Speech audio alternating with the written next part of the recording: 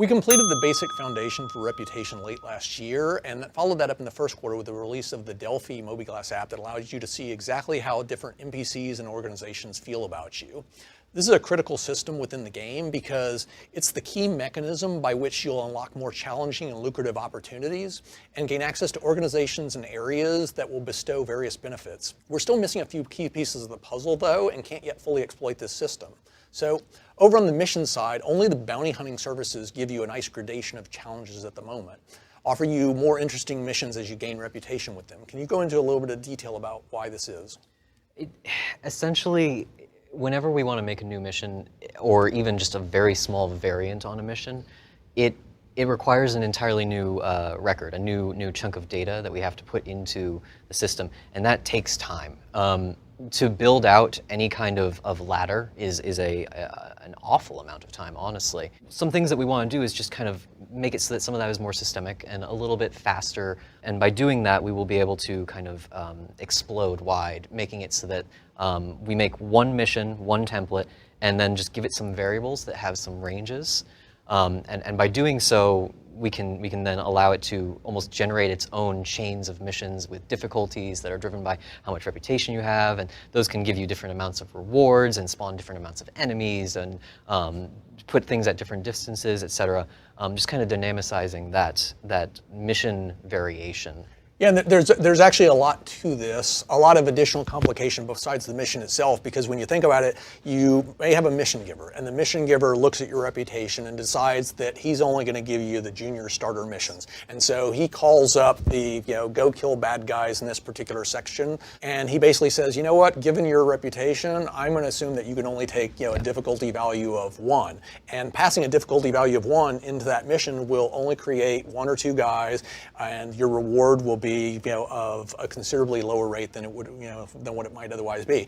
As you do that mission, you build up reputation with him. All of a sudden, he's passing, higher difficulty levels into that mission template. And one of the complicating factors that we face is we need to be able to take this template, and before we've actually instantiated it, before you've actually accepted it, we need to be able to extract information out of it and process that. What I mean by that is we need to know, before we've created the mission, how much money you should reasonably be paid in order to do this. And we need to know, if we need to have a sense of where this mission might actually take you and what the current status of that area is. Or is he sending you into an area rife with pirates, or is he sending you into an area that's got tons of security and it's the safest thing in the world? Or an active supernova, or like any number of things that are terrifying to go. And this is part of the reason why we've actually made some significant progress on this particular problem, but there are multiple facets to dealing with it. And I'd actually say that at this point,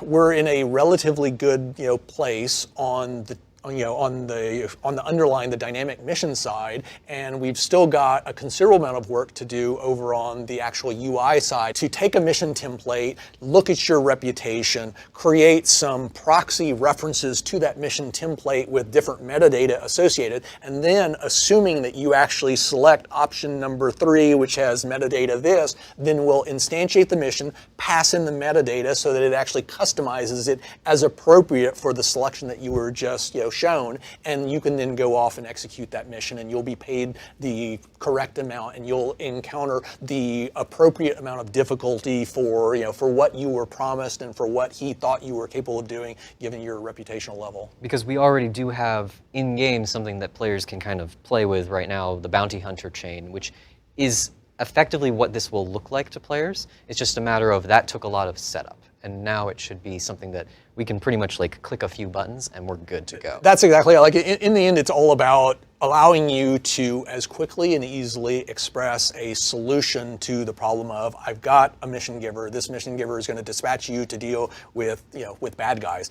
The variables wind up becoming, well, how many bad guys and how quickly are they going to reinforce themselves, and are they going to be are they going to be flying capital ships or little small hornets, and what kind of stuff will they have on board, and in what areas of the solar system will this conflict be taking place? So these are all things that we can bend as appropriate depending upon what we think you're capable of, or what that NPC would theoretically think you're capable of. Yeah. Well, and we talked a little bit about the procedural character generation in the last USPU sync that we did for Star Citizen Live, but that's going to be taken into account. The back end is going to be generating more and more difficult NPCs based on the gear, based on the quality of the stuff that they can do, their behaviors. So all that needs to get fed into the mission and become part of how we reward the players and enhance that experience. But these are all things that are going to be fed into the mission instead of just the static data that we kind of have right now. Like you literally have to place nodes in the mission script logic that says like spawn this kind of thing if we roll this, and this kind of thing if we do that. And it's just work, time. And this is all data that we, as long as we can get it up front, we can pass that into the mission ahead of time and actually show that in the mission right up. You know, it's like here's a mission that's going to take you here, who's offered by this guy. Here's general expect rewards. a medium level of resistance or this many hazards or fundamentally that's why reputation is so important. Is it's your I would say us see how good you are. It's the single most important means of progression within the game. Clearly you can basically upgrade your character by buying different ships. You can customize your ships. You can buy different armor and weapons for your character. But in terms of granting you membership within an organization or access to areas with more or less hostility depending upon which organization you're a member of and what your reputation is within there and how this character responds to you and whether they give you the the super challenging and lucrative missions or the super easy things that basically just have you doing piddly little stuff that anyone can accomplish because they don't yet know you and don't yet trust you. That's what the reputation system is all about. We completed the as I said earlier, the basic system last year. We incorporated the reputational logic into the subsumption mission and AI language.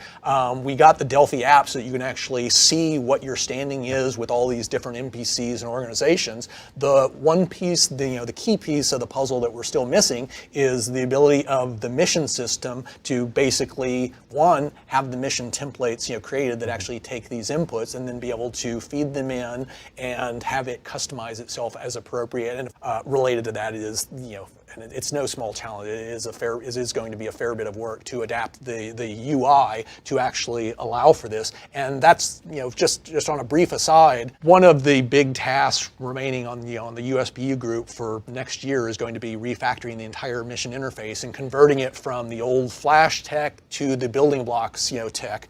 And that's one of the reasons why we made some forward progress on this, and then we kind of waited because anything that we would have done over on the Flash side would have been throwaway work. And so we made the decision to basically wait to complete the last 25% of this particular puzzle until we had the correct UI foundation in place, which ultimately it'll make it much easier to implement these changes that I'm talking about, and B, we're not going to have to design it, throw it away, and then design it again. And it doesn't mean that the players won't be able to experience those changes in the game without the UI, right? That'll still be there, but we'll be able to present that and give you a better indication of how the mission is going to play out or what you're going to get as a result of the mission with the new UI. And also to show you, missions that you don't have the reputation for. Right, exactly. It's weird that how important that is, but it actually is vital that you be able to see, hey, I'm not actually with these people. They don't know that I'm that good of a cargo hauler, so they're not going to give me this super difficult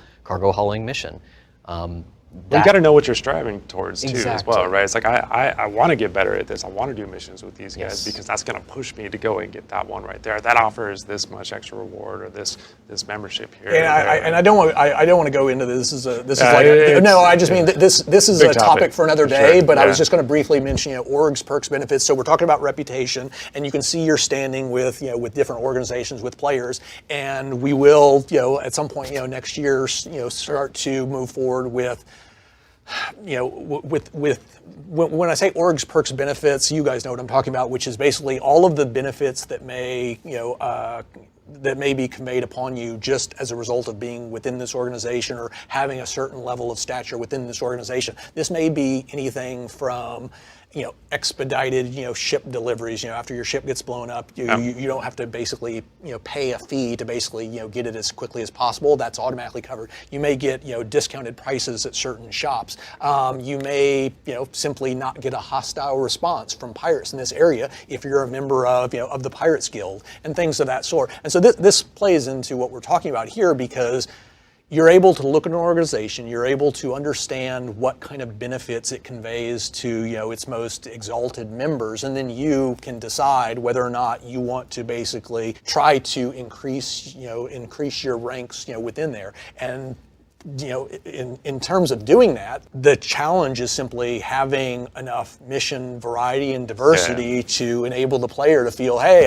I started out, he didn't trust me, he gave me, the real simple, not particularly lucrative mission, and I've been working on this for days and days and days, and I've been moving up in terms of the difficulty that I faced, in terms of the reward that I was offered, and finally I got to the promised land, and now I basically, have membership within the organization, and now I can basically go to Grim Hex and have no concern that, the local, pirate organization is basically going to assault me. Turrets aren't going to shoot at you, etc. And importantly, that is something that makes your character unique. In an MMO, it's very important that you bring something to the table that other members of your friend group might not have, frankly, or your organization. You have to come in and say, hey, I actually have access to this really cool mission or this really cool thing, and by doing that, I can make things cooler for my group, and we encourage that community play that is so vital. Yeah, that actually brings to mind, right now we've historically had this faction system that we use to determine hostility. It's always been one of these systems that we know we're going to change it. We know that it's not sufficient, for where we're eventually going. It's never been a high enough priority. We're getting to the point where we're going to have to resolve this because the rest of the game is getting complex enough to where it's really starting to fray at the seams. So earlier this year we released the Xenothreat mission, and that was still entirely based upon the faction system of hostility, and that imposed a serious limitation in that while players could join up and basically fight on the side of the UE and try to repel the Xenothreat invaders, there was no real officially sanctioned means of you joining the side of the bad guys, the Xenothreat. You could go shoot the players that were supporting the UE. You could shoot the UE itself. You could get a crime stat, but the Xenothreat would still view you as hostile. They would still engage you, still try to kill you, etc. This was something that we got right up to the very end with Ninetales, and it was driving you and I crazy. Yes. And we wanted to fix it, and we put in what equates to, I'd say, it's a temporary hack to where what we can effectively do is allow a faction to override its normal, dislike of someone in another faction based upon whether or not they have a particular mission token in their inventory. Well, it's if they're doing a certain mission at this time.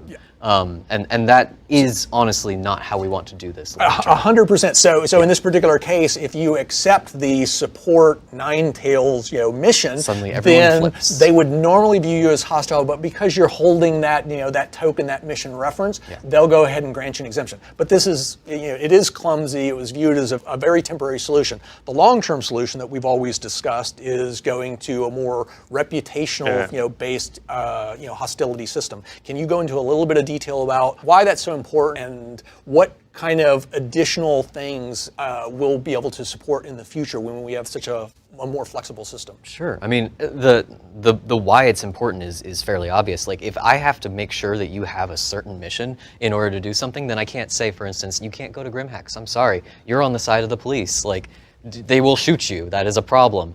No, right now, they are actually just civilians, so that they don't care, essentially. If it's reputation, it's something that persists. It doesn't matter if you have a mission or not. You have done something that has made these people like or dislike you, and no matter where you go and what you do, unless that changes, they are going to attack you or not attack you, and you can kind of count on that. Well, your actions have an impact on how the world perceives you, right? Yep. And it's especially important, as we go into Pyro, as there's multiple factions that are kind of at war with each other out there. We want the players to be able to get in good with one or the other. Exactly. So it's a change that we know we need to make, and I think it's really going to take shape and form as we go into Pyro, because UE in Stanton is a pretty binary thing. There's little pockets of pirates, but it's not like Pyro, where it's going to have these very distinct groups that are kind of warring with each other, and the reputation system is perfect for that. It will allow us to open up also just an entire branch of content. We don't really have missions where you work with criminals for the criminals. There's nothing that really makes you a long-term criminal player. Your crime stat can be wiped. You can kind of, get rid of that source. It's not something that I am a criminal player and I log in and I'm going to do these kinds of things. I'm going to be on this side of things. These people hate me. These people love me. That allows you to define your character. That allows you to define your play style. That allows you to define where you're going to do and what you're going to do in the game. The entire game shifts if you have the ability to say. I would say it's much more like the real world, where it's the concept of what hostility, it eventually equates to binary. Either I engage you, either I attack you, or I do not. But in between, there's literally just a sea of grays in terms of this organization hates that one, this one likes this one, this one doesn't like, this one's neutral towards that one, etc. And you wind up having inevitably some sort of unique mixture of all of these different things. And so in the end, we will prioritize these things and determine it's like, oh, well, you're a member of the walk old ladies across the street. Well, I like that. Oh, but you're also a member of the Pirates Guild. I really hate that. So even though I like that one, I'm still going to attack you. And so it's much more flexible in terms of determining all of these complex relationships that players are eventually going to instill upon their characters. Like, it's not going to be either I'm left faction or right faction. It's like there's going to be lots and lots of different organizations, lots of different NPCs, and your standing with those will be all over the map. Some players will be in really good standing with this. Some players, will be really low on this other one. And the level of variability that we'll be able to support with the reputation system is just going to be far, far superior to what we have now.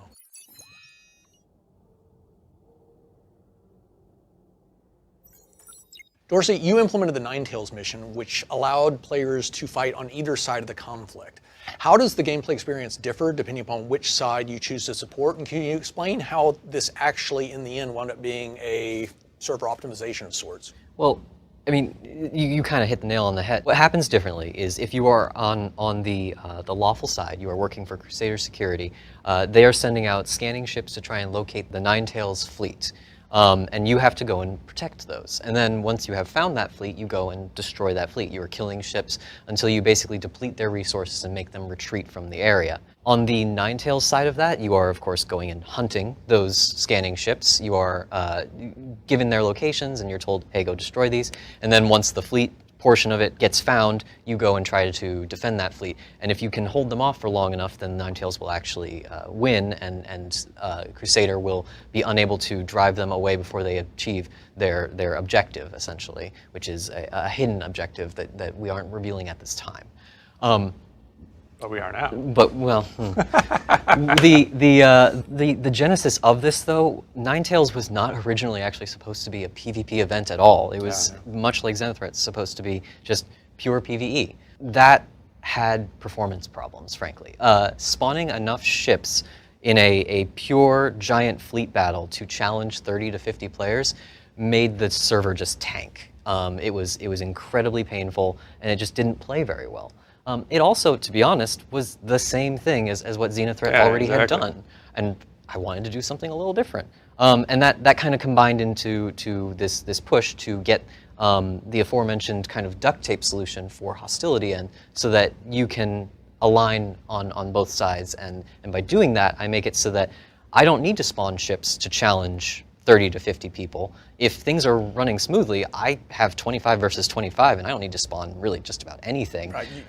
You bring the NPCs in just to flesh out, to even the odds, to get the challenge, to the level you need. But when you actually have players that will legitimately fulfill a particular role, you take advantage of that. Yeah. It was a creative way to load balance the mission and the population in the area. I would say, though, that in general, this is 100% exactly what we do want to do, which is we want to give the players the total freedom to basically do whatever they want, and then, as I always say, it's like, they live with the consequences, they live with the repercussions of their actions. If you go and support Nine Tails, if you support Xenothreat, it's like that will have an impact on how people view you. The aforementioned reputation system, and you're standing with with key NPCs within the game, and how the UE views you, and whether or not certain organizations want to allow you within their ranks. And some of these things you do will have long-standing impact to Yeah. where if you ally yourself with a group, like the Ninetales, you may be prohibited from joining some organization that you've been aspiring to for a very long time. Unless you do something to work that back. Yeah, You gotta Well, and earn it's a that balance, trust. right? Yeah. And we want those scales to go one way or the other. It's not that we want you to be able to be perfect with everybody all the time. Like that, it comes at a cost. It depends upon the severity, right? Which is if you do jaywalking, well, then sure, someone is not going to find it that difficult to basically assume that from now on you'll stay on the right side of the law. So we'll go ahead and let you into our transport guild. If, on the other hand, you're committing acts of piracy and murder and everything else, it's like, oh well, now I'm not sure that I actually want you in our organization, which adheres to all the laws of the nearby area and everything of that sort. That element of being able to pick your side and do what you want to do in the game is something that, because of that, we want to allow in pretty much every piece of our content going forward. It needs to as be much as possible. ingrained in the game with everything else. The only reason we haven't traditionally supported it is it's The tech. It's well, and to a large degree, that you can call out a few specific pieces of the tech, right? Yeah. Which is the reputation system certainly plays a role. The lack of a reputation-based hostility system. We're still using the old faction system. For Xenothreat, that was literally the number one reason why early in the development process we nixed it. On Ninetales, we were literally within weeks of release, and it was going to bother me to Yes. put out a second one that had the exact same limitations as the first, and so despite the fact that it was going to be an unattractive hack to fix it, I wanted to fix it. It completely changed the experience, and so it is what I always refer to as it's duct tape. We'll get some value out of it as soon and as quickly as we can.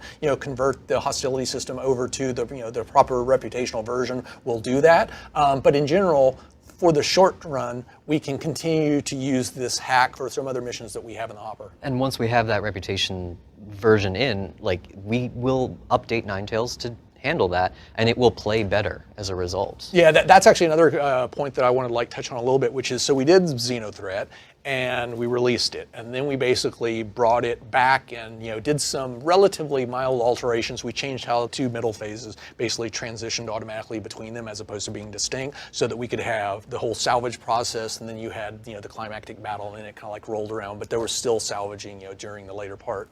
On Ninetales, we basically released it, and you've already identified a number of shortcomings with it that you want to address, not just for 3.15, but even beyond that. And this is something. So I want to get to that in a second, but this is something that we're going to continue to do with a lot of these dynamic events. They're intended not as one-shot missions. You play them for a month, a quarter, 6 months, and then we lose interest and we move to other stuff. The basic idea for these things is these events represent some sort of Archetype, almost? Yeah, well, I'd say they represent, it's almost like a customized chunk of gameplay. It's pirates have locked down an area, or Xenothreat has decided to invade the solar system, or pirates have basically run amok over in this area, or drug runners have completely seized control of these manufacturing facilities, et cetera, et cetera. And the idea is that we'll have all of this information over within Quantum, and then we'll look within our extensive library of these events, and we'll decide which one most closely matches that. We'll customize it as appropriate and then trigger it. And so the idea is that we're layering all of this custom handcrafted designer content onto this systemic background. And so we really get the best of both worlds. We get a nice, logical, systemic universe that ebbs and flows, it evolves, it basically changes logically in response to player actions. But at the same time, we get all of the incredible stories and the explicit dialogue and the intricately designed challenges that a designer has put a lot of time and thought and effort into doing. And so you really get both of these blended together. But back to Ninetales, so on 3.15, we're going to tweak a couple of the problems that you've identified. So you want to start with that? They're relatively small things, honestly, just due to the schedule. It's probably the most impactful one and the one that I've seen the most people talking about. There is a portion of Ninetales on the lawful side where you can deliver medical supplies to the blockaded station for a bit of an extra reward. They will pay you a little bit more if you have a certain mission, and also their inventory is just very rapidly depleting, so you can pretty much always sell there, and you will be selling at the best price that they can offer. The problem that occurs there is that everybody buys all of the medical supplies out there. And while that's really cool on a realism statement, with the game in the state it is and with trading in the state it is, that means that a lot of people can't participate in that part of the mission. And that's problematic, particularly at this point where we want to be testing how those play. We really want people engaging in that part of things. Those of you who were part of the first wave of Evocati when we first tested this way back might actually remember that we originally had shop modifiers on the places that were selling medical supplies to make it so that they had a higher inventory that refreshed fairly frequently so that everyone could kind of engage in that. We were asked to remove those so that we could emphasize the derelicts, which are around the station that you can take medical supplies off of, because basically the derelicts made it so that there was another way to get those medical supplies, but they didn't. It took so much more time that there was really no reason to do that if you could do the it actually goes back to what you were talking about earlier, which is I can buy them instantaneously from the shop and there's no loading time, and then I can move them over here and I can instantly unload them. If I had to physically pull them off, you could more easily balance these things. Whereas right now, I really do have to go manually pull each individual one off of the derelict ship. And so I'm incurring all of the the physicalized cargo expense on one side and not on the other. And so in the end, sure, just due to the sheer amount of time, it's like it takes me 30 minutes to get 12 boxes this way, or I can go buy 50 boxes, in a split second. Which one are you going to do? Some people might still do the derelict because they're fun, frankly. It's a fun little FPS raid, but a lot of people are going to look at the dollar signs and just go, okay, this is obviously the better option. That being said, we're probably going to put back in. It's actually a pretty easy. I left them in there because I had a feeling we might want them back. We're just going to flip a switch and probably put those shop modifiers back in. We've seen how people play the derelicts. There's plenty of them in Xenothreat. We want to see the trading, frankly, and so that will allow that to come back online. Another relatively small change that is probably going to be coming in. We are seeing that many people are not engaging with the criminal side of things, and that is very much like the whole thing that we were doing with making it into a PvP mission for the purposes of helping performance. We're going to have to better entice them to basically fight on the side of the Nine Tails. We need to entice them. So that means, they already are being paid more than the other side. I'm probably going to up that even more, frankly. They are going to become very lucrative, hopefully. That is the short-term solution. And this is where, ideally, you helping out the Nine Tails building reputation. Becomes, ideally, we would be able to offer other benefits of being in that organization, other things that some percentage of the players would aspire to and want. Other rewards that you get for building up your standing with them. Which won't be for 315, 100%. But that is definitely where that is intended to go. The other thing that we might want there is a system to dynamically modify jurisdiction, because one of the big punish points that happens to a criminal when they are helping on that side in that area, despite the fact that Ninetales has supposedly taken over this area, when they get killed, they go to jail, which is a bit weird, frankly. We originally did want to make it so that you wouldn't get brought to jail, but there just wasn't enough time to fit the tech into the schedule. There still won't be for 315, but that is a longer term thing that we want to have, is the ability to kind of dynamically modify these jurisdictions. That's just light on a problem, right? Yeah. Exactly. Yeah, it was one we kind of saw coming, but frankly, it was good to have it confirmed, and now we can hopefully put some pressure on that happening.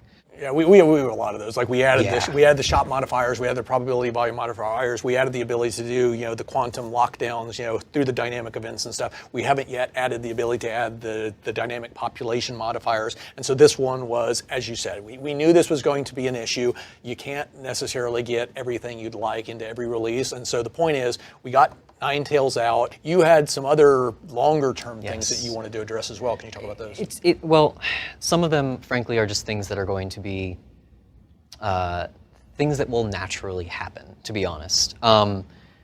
Performance is still a big problem. I do want to talk to the performance thing for a second, which is some progress. It's been definitely better. We basically generated something on the order of 120, 130 different individual gyros that people were addressing in the run-up to Xenothreat. Because what inevitably winds up happening is we get performance to a certain level, and then we're basically adding more locations. We're basically enhancing the AI logic. We're adding new functionality, and so it's always a running battle to where you're adding more you're adding more stuff as you're making other stuff run faster, and so you tend to get a net wash. And we actually found ourselves with Xenothreat. One of the reasons we held it for a couple of extra weeks was we wound up finding ourselves in a very bad spot to where there are inevitably there are problems now. We're very familiar with them. They were much worse, just a few, when we were originally supposed to release it. We fixed it was an endless litany of these things to where it's like, on profiles, things showing up, stalling the main thread 100 milliseconds, 200 milliseconds. Those are getting cut down to a millisecond here, 2 milliseconds, but there's just such a quantity. And so what I want to touch on a little bit is as we finalize some bits of tech, like part of the reason we were able to devote as much time to getting things back into at least what I'd call an acceptable state, not a great state. We've got a lot more work to do to get this thing to the level of performance we want. There's a lot of problems, the rubber banding that we're intimately familiar with. We absolutely positively want to deal with it. It drives us. We all hate it. We want to fix it. But as some of these people roll off of things like their server meshing, tasks and stuff, we're now getting to the point to where we can keep people focused on this particular problem for certainly a longer period of time than they've been able to do in the past. It's just a matter of that being the focus. That's exactly it. It's just a matter of it being the focus. A lot of the engineers that are working on server meshing are the people that would be fixing these optimization problems, right? So your game's going to run as fast as your biggest bottleneck, and that's about it, right? And you're going to hit the next one and the next one, and you're going to keep fixing them until your game runs a little better. It was almost an endless litany of spawn stalls, the entity, deletion stalls, and it was impressive to see how quickly those guys were eradicating, some of these really, really big egregious, performance, impactors. Like 300-400 millisecond spikes going down. Going down to 1 or 2 milliseconds. Right? Absolutely. Enormous. We spend a lot of time crafting to make sure that these waves are coming at the appropriate amount of difficulty for the number of players that are there and all this stuff. And if the spawn queue starts to slow down, that kind of snarls. It just doesn't work. You can't design a great experience. You can design an okay experience, but not a great one. As you know, on Ninetales, I know we played with this quite a bit. We definitely did on Xenothreat, where it's like, well, we want to bring in 10 guys at once to present a certain amount of challenge, but then you got to spawn them all simultaneously, and so we wind up bringing them in one at a time. So we're basically distributing the spawn load over time. And while it's true that on average the amount of challenge you're going to face will be identical, there is a big difference between 10 ships showing up at once versus 1. And it was the same thing with the number of capital ships was originally larger, and we had to whittle that down. And so as the performance gradually improves, obviously we'll basically start to expand our ambitions in terms of what we're what kind of experiences we're actually putting out there for players. And the existing ones will just improve, frankly. Those missions will almost become new beasts just by the very nature of that happening. And that's what when you say what is the long-term thing, that to me is the biggest thing, because a lot of these events will just be better. You're currently working on a sequel of sorts called Jumptown V2. Can you go into some more detail about what players can expect from that with the initial release? Yeah. It's actually, I'm trying to keep it very, very simple. Jumptown was originally this community event, and I want to keep that vibe as much as possible. I'm trying to have a very light hand. So what I'm doing is I'm basically taking a location. I'm going to make it so that it starts to spawn physically a bunch of boxes of a very lucrative material, in this case maize, commodity, and that will then, it'll start to spit that out at a certain rate, which will entice people to go there and collect it, put it on their ships, fly it away, whatever. But the point there is that is an area that will be very, very lucrative for a short period, which will entice a lot of people to conflict over it. When you've got a place that is popping out a box of maize for free that you can just pick up at every 30 seconds or so, that is dollar signs, and people will kill for that. Not only because it's fun, but also because it's worth it, frankly. So essentially, there is a location, there is a thing that spawns these boxes, and I'm going to turn it on, and that's about it. One of the things I didn't like about the original Jumptown was it was at a fixed location, and it was always on, and it basically spit these things out at a certain frequency. Outside of the fact that it was a bug, but So, but it was very static. Yes, that's exactly it. And in general, I hate static things because it's always the same. So let's talk a little bit about Jumptown V2 is being designed as a dynamic event, and it's also extremely configurable. So Yeah. we're going to start with support for any of the drug labs, The 3. although that's really just a function of whether or not we could get environmental art team support for the other areas. Longer term, we will be able to activate this at a wide variety of different locations. The concept itself is pretty simple, and it can be worked at all these different places. Yeah. Sorry. Sure, but there's a lot of things like we put a lot of thought into recording additional lines of dialogue to support different types of drugs or different types of commodities. We have some generic lines so it can apply to all the stuff that's Anything. We don't want to be non-standard stuff. hampered by that, because the lead-in time for getting that dialogue can be a little bit damaging to doing just quick ads, frankly. Like, we want to be able to just say during a quarter, hey, it'd be really cool if there was an underground facility that was pumping out data or metal or at a refinery, and we want people to fight over that, and we can just add that because we planned ahead. So we've got dynamism for Jumptown V2 with respect to location. We've got dynamism with respect to what exactly it's going to be pumping out. Another one that I wanted to support was the quantity. In other words, how long will this thing be spitting it out? Is it going to spit out 100, 100 SEU of cargo, or 1,000, 100 units of drugs, or 10,000? And this was something, again, so it's been configured as a dynamic event to where it can have this information passed into it and then configure itself as appropriate. At runtime. Like, that means whoever or whatever. That's the critical part. It currently is launched by a person who is literally like pressing a button on a page. And when they do, they can enter in a bunch of variables, and those will determine where it's happening, what it's spitting out, how long it's going to last, how fast. Yeah, I'll actually talk about that a little bit later, to where right now, all of the events that we've launched so far are triggered, via Quasar, and a person goes in, specifies the event, specifies the inputs, and you'll talk about it being 100%. driven. Jumptown V2, another one of the specific design objectives was to use it as the first test case for these systemic triggers, to where we can actually have quantum inject this information dynamically. And so, like, right now we're running 9 tails, and one of the complaints that I've seen is, hey, it doesn't fire often enough. It's like I missed it and then it's gone. And so one of the directions in which we want to go is having some of these events like Jumptown, which can be triggered by player actions or quanta, or player and quanta basically doing whatever we determine. Maybe it is a certain amount of drugs are being bought, sold, lots of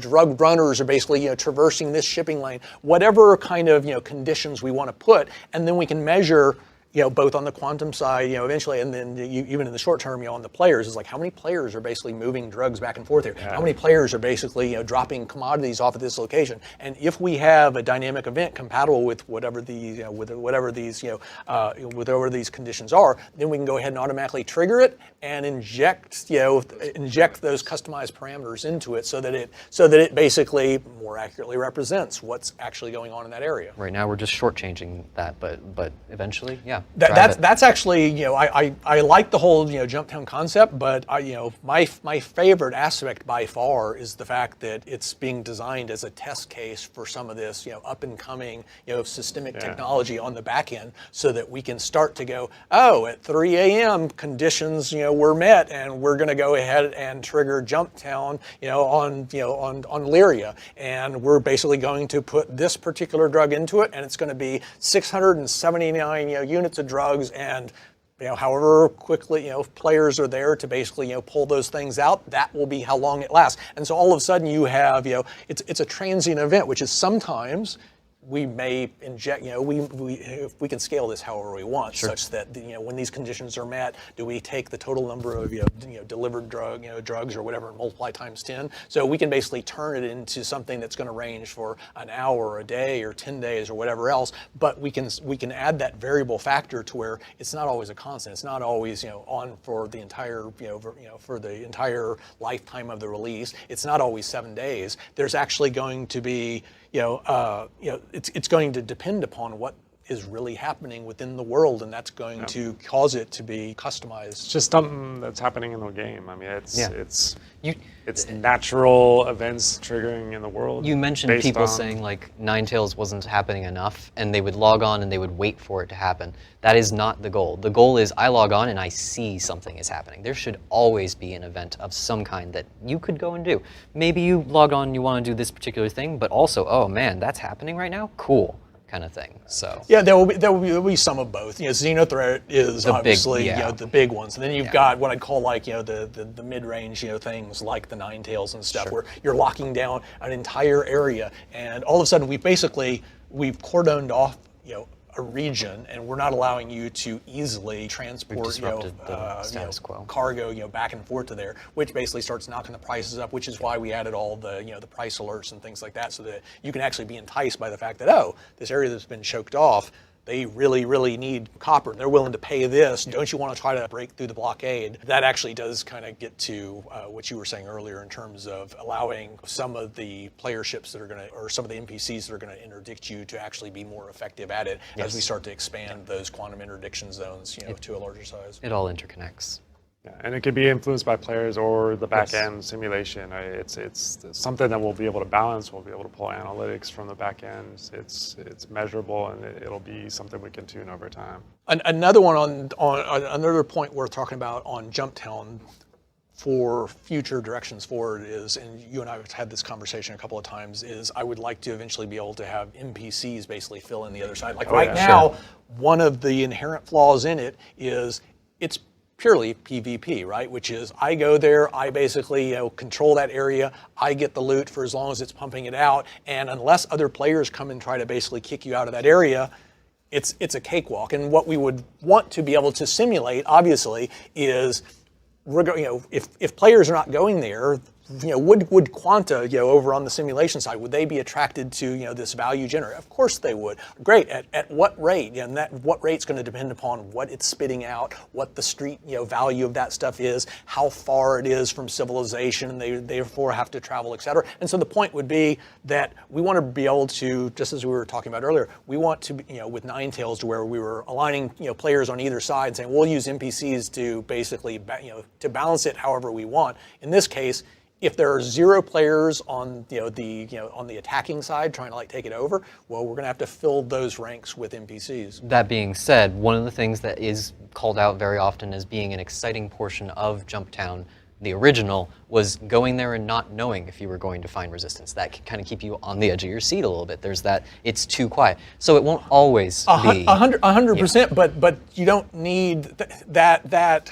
Uncertainty doesn't necessarily need to only come as a result of whether or not players are willing to do it. We can have uncertainty on the NPC side and say, maybe we will, maybe we won't, basically, have them assault. Maybe they'll come in a straggler, one guy at a time. Maybe they'll come in a big coordinated group of 12 NPCs, all in heavy armor, armed to the tooth, and and you'll basically be doing your absolute best, to hold that, calling your friends, et cetera, et cetera. The point is, right now, unless we have the ability to basically set those scenarios up, then some players on some servers will never get that cool experience of a whole burst of guys arriving at one shot, or the stragglers. Now, if players are basically going in there attacking, well, sure, I've already got 20 players on this side. Maybe I don't need to throw any other NPCs out to. Or maybe I want to add fuel to the fire, frankly. Or maybe you want to throw Players were very creative in the first one. And that's honestly what I'm really looking forward to is what is the tools that have been added to the sandbox at this point. It's such a simple event. I really am looking forward to seeing how they handle it. You can come in a land vehicle, and you can set up a tank or a ballista and just pick people out of the sky, defend that area, turn it into a fortress. You can have dogfights in the air over it. You can if you're stupid and you leave your ship turned off with its shields off, someone's gonna blow that up. You and I talked in the early stages of Ninetales about the fact that it's a drug lab. Why is it basically spitting these things out? And the idea would be, well, they've produced a lot of them at that location, and so who would be one of the most logical people to come and try to take back control? It would be the guys that that basically originally had control of that drug lab. It'd be, whatever, criminal organization Happen we to own want it. to basically have that thing. Or And a competition. 100%. And so you could see, players are in there basically, reaping the rewards. Another, player team assaults them, and now the much, much larger threat comes, and the players, it could be a three-way. The Could be players an could alliance, team up, yeah. with each other to basically hold them off and then split the goods, et cetera, et cetera. Cops So rolling. the real point to my mind is it just comes back to is configurability, which It will is be different. I want to be able to vary the location, vary the the type of material, vary the quantity of that material and the frequency with which it's produced. I want to be able to vary the challenges you'll face trying to basically hold it, and all of a sudden that starts to become representative of what we're trying to do with all these different dynamic events, which is we want to make templates that we can. I always call it object-oriented content creation. It's such a common concept over on the coding side. You don't really see much focus over on the content creation to basically put all of these rules and procedures and processes in place so that you can basically build nice modular chunks of content and easily link them to other pieces so that you're not reinventing the wheel every time you're doing this. Like a good, a good example is the spawn clauses that we're doing, over for some of the infiltrator missions that we'll be talking about. It's like that's absolutely going to play a factor in some of these, future iterations of things like, whether it's Ninetales. You could see Ninetales eventually, supporting on the derelicts. Some of those derelicts actually have Ninetales members on them that we can basically create 2 or 20. We can create them over time. We can basically, change, the Or what taking their over the loadouts are. station. Like, there's so many things you can do with that. So. Yeah, Pyro is going to be a good test bed for a lot of that Pyro's stuff, gonna be an just with amazing the test bed for strife that is supposed to be going on out there. So. Not to give too Looking much forward away. to it.